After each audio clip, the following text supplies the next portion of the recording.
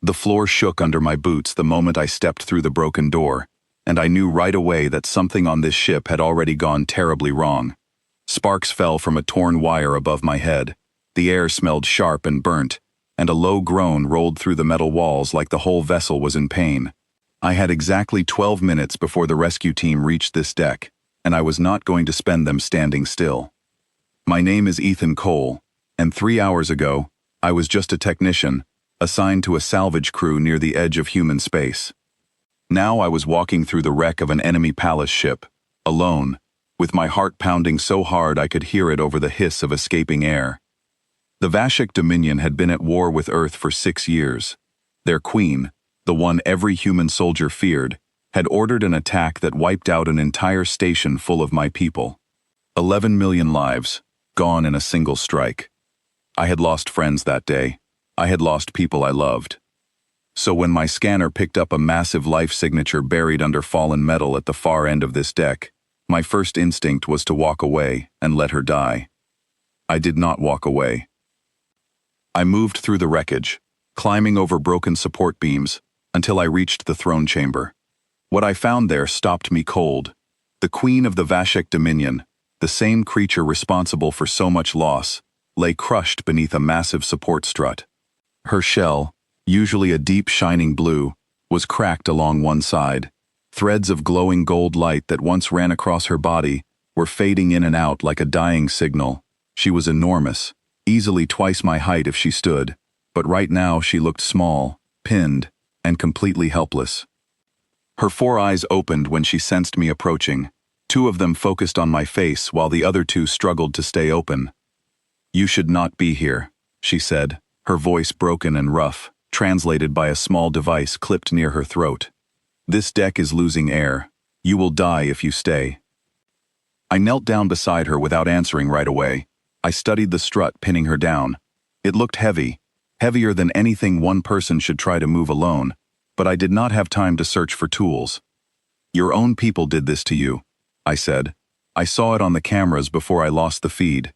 Your guards turned on you the moment the war started going badly. They left you here to die." She let out a sound that was somewhere between a laugh and a cough, sharp and full of pain. "Then let their plan succeed," she said. "Let the vermin's ship finish what my own soldiers began." There is a strange fairness in that. I placed both hands on the strut and pushed with everything I had. It barely moved. My boots slid on the shaking floor, and for a moment, I thought I would fail before I even started. "You mustn't touch me," she said suddenly, her voice sharper now, almost afraid.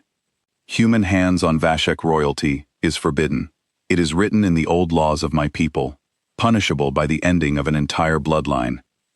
I looked at her, at the fear buried under her anger, and something about it struck me harder than any insult she could have thrown at me. "Your empire just tried to end you," I said. "I don't think anyone is going to enforce that law today." She said nothing, but her breathing grew heavier, each breath shaking her broken shell. I found a better angle, wedged my shoulder under the edge of the strut, and pushed again. This time it shifted, just slightly, enough to give me hope.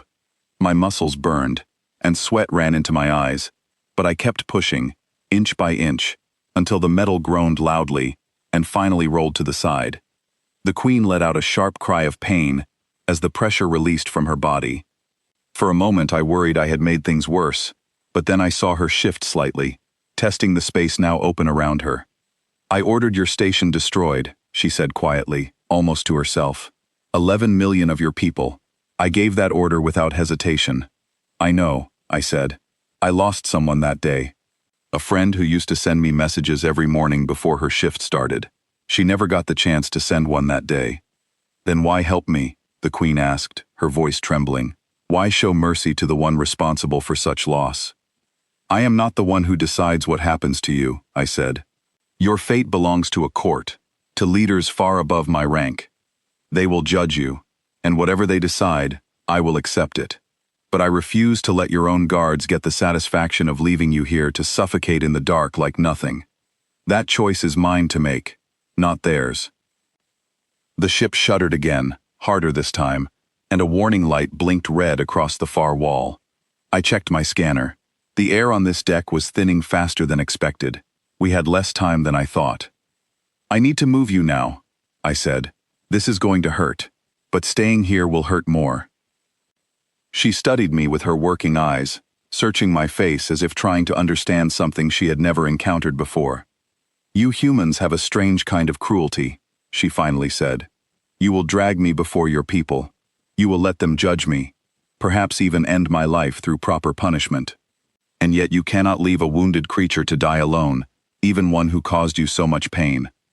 "Different things," I said, sliding my arm under what remained of her upper body. "Hating what you did, and wanting to watch you suffer, are not the same. I can hold on to both at once. Most of us can. It is strange, but it is who we are." She did not answer, but she also did not pull away when I lifted part of her weight onto my shoulder. I could feel her shaking, trembling like something far smaller and far more frightened than the fearsome queen I had heard stories about since the war began. We moved slowly through the wreckage, every step a struggle against her weight and the tilting floor beneath us. Metal groaned above our heads, and more sparks rained down from broken wiring. Twice I had to stop and shift my grip, worried I would drop her and cause even more damage to her already broken body.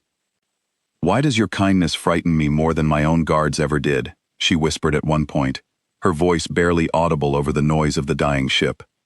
I did not have a good answer for that. I am still not sure there is one. Some things you do simply because leaving another living being to suffer alone feels wrong, no matter what they may have done before. As we reached the long corridor leading toward the escape route, I heard voices ahead, calm and steady, calling out over the emergency channel. The rescue team had arrived earlier than expected. Bright lights swept across the corridor, and figures in silver suits rushed toward us. A woman named Grace, the lead medic on the team, reached us first.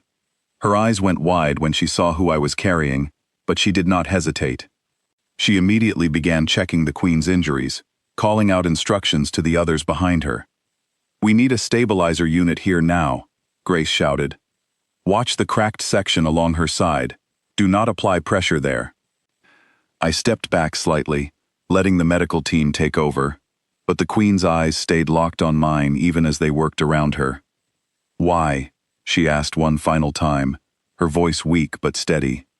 "Because someone had to," I said simply. And I was the one standing there.